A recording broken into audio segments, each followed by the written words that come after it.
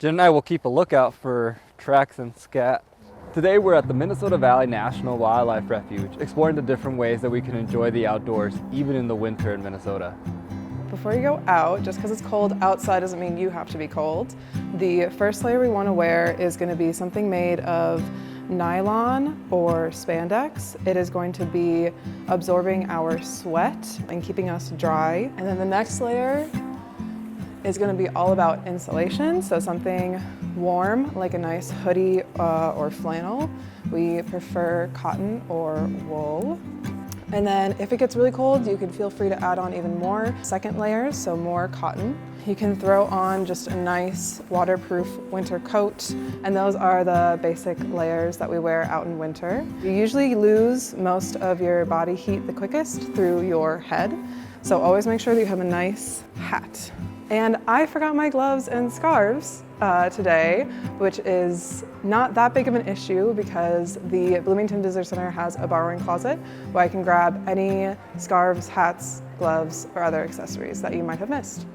One of my favorite things about winter on the refuge is just the different ways that you can experience the wildlife. Just because it's cold outside doesn't mean that activity has slowed down. For example, there might not be any more leaves, but that makes it easier for beginning birders to come out and see what kind of birds that they can find. Now we have an easier time seeing red cardinals, blue jays, and other animals that pop against the white of the snow.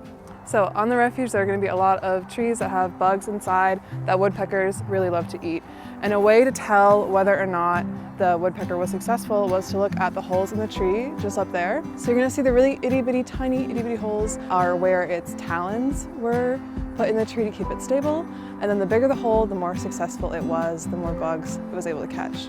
If you see something down here, like these tiny ones that don't go all the way through, and this one down here, that means that it tried, but it didn't find any bugs, so it moved on. I also really enjoy hiking during the winter. During the summer, there's a lot of noise from the frogs, the crickets, the bugs, the insects, and the birds. During the winter, it's a lot more calm and tranquil. We're also able to explore more of the refuge. We always encourage people to take out some snowshoes or cross-country skis. It gives you a really cool opportunity to explore some spots off the trail. One thing that we can see a lot of in the winter is animal tracks, and they are all around us. So we're able to see deer, rabbit, coyote, fox, and kind of track their movements of where they've been. And it's always really fun to see that, especially after a fresh snowfall.